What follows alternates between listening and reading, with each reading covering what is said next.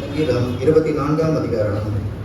பூமியும் அதை நிறைவையும் உலகமும் அதிலுள்ள குடிகளும் கர்த்தருடையது.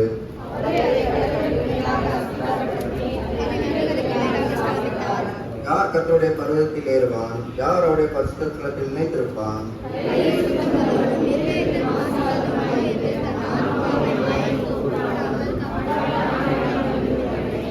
அவன் கர்த்தரால் ஆசீர்வாதத்தையும் தன் இரட்சிப்பின் தேவனால் நீதியையும் பெறுவான்.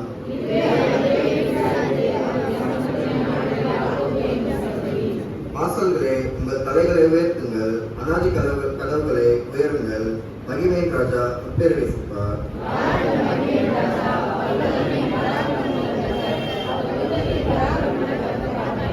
வாசல்களை, உங்கள் தலைகளை உயர்த்துங்கள், அநாதி கதவுகளை உயருங்கள், மகிமையின் ராஜா உட்பிரவேசிப்பார். மகிமையின் ராஜா அவர் சேனையின் கர்த்தரானவர், அவரே மகிமையின் ராஜா.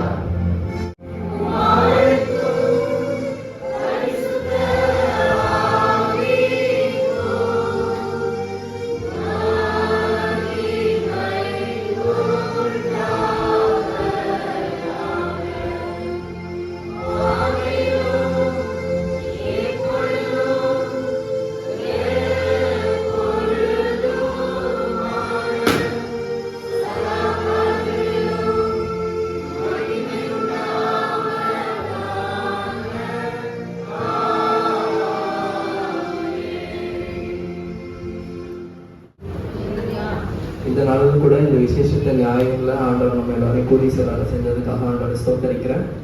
இந்த நாளிலும் கூட விசேஷத்த வாலிபர் நியாயம் அப்படின்றதுனால இன்னைக்கு நம்ம வாலிபர்களுக்காக கொஞ்சம் விசேஷமாக நம்ம வந்துட்டு ஜெபிக்கலாம். ஸோ நம்ம எல்லாருக்குமே தெரியும், அநேக காரியங்கள் பின்னாடி வந்துட்டு வாலிபர்கள் ஓடி கொண்டு இருக்கிறாங்க. ஸோ அது எல்லாத்தையும் மனதில் வைத்து நம்முடைய வாலிபர்கள் அவர்கள் எல்லாரும் மனம் திரும்பணும், இந்த கவர்ச்சிகரமான காரியங்களை விட்டு விடுதலை பெற்று ஆண்டவர் வந்துட்டு அவங்கள சந்திக்கணும்.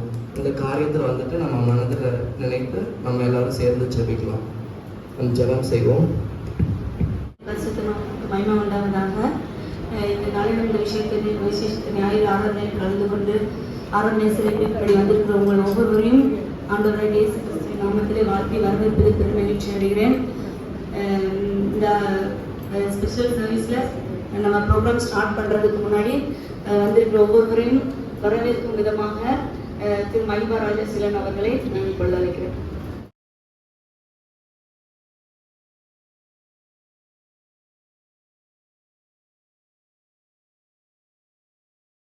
அது ஒரு வேத வசனம். ஸோ அதை சரியா நீங்க கனெக்ட் பண்ணி எந்த தப்பு இல்லாம உங்களுக்கு ஒரு தடவை சொல்லி பார்த்துட்டு அதுக்கப்புறம் நீங்க கரெக்ட் உயர்த்தினீங்கன்னா உங்களுக்கு சான்ஸ் கொடுக்கப்படும். ட்ரை பண்ணாதீங்க, நீங்க உங்களுக்கு சொல்லி பார்த்துட்டு அதுக்கப்புறமா நீங்க வெளியில சொல்லுங்க. ஓகேவா? ஸோ உங்களுக்கான முதலாவது கேள்வி, கார்னா டிஸ்பிளேல ஒரு 5 பிக்சர்ஸ் இருக்கு. இதை கனெக்ட் பண்ணா ஒரு வசனம் வரும். அந்த வசனத்தை நீங்க சொல்லணும். ரொம்ப நீங்க அடிக்கடி கேட்கிற பாக்குற வசனம் தான். ஈஸியா தான் நான் எடுத்திருக்கேன். ட்ரை பண்ணுங்க. உங்களுக்கு சொல்லி பார்த்துட்டு அதுக்கப்புறமா கை போல செலுத்து வர செலுத்து அடுத்து சொல்லுங்க. லீப்ரானில் உள்ள கேதுருவை போல வளருவாங்க. சரி, பேனா எனக்கு மூடி உங்களுக்கு நீதிமான் பனையை போல செழித்து லீபனோனில் உள்ள கேதுருவை போல் வளருவான். வளருவான் அழகாக.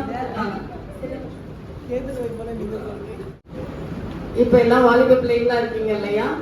சகரியா தீர்க்க தரிசன புஸ்தகம் 2ஆம் அதிகாரம் 7வது வசனம், பாபிலோன் குமாரத்திகளிடத்திலே குடியிருக்கிற சீயோனே, உன்னை நீயே விடுவித்துக்கொள். இந்த வயசுல நீங்க உங்களை விடுவித்துக் கொண்டா மட்டும்தான் கரெக்டா உங்களுக்கு பிற்பாடு மகிமையை காண முடியும். இதுக்காக உங்க ஸ்கூல்லையோ எத்தனை அட்வைஸ் கொடுத்தாலும் நம்ம என்ன பண்ண முடியாது, அதுல இருந்து வெளியில வர முடியாது.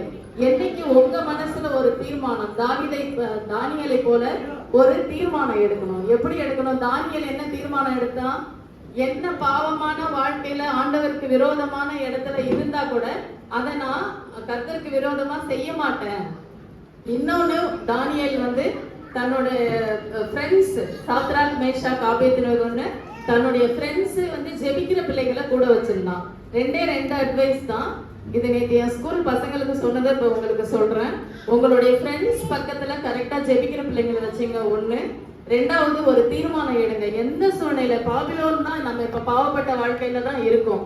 மொபைல் எதுவா பாக்குறதா இருந்தாலும் சோசியல் மீடியா, நீங்க தீர்மானம் பண்றப்ப மட்டும்தான் பிற்பாடு மகிமையை காண முடியும். நீங்க யாரு அட்வைஸ் பண்ணாலும் உங்களுக்கு ஏத்துக்காது. நீங்க தீர்மானம் மட்டும்தான்.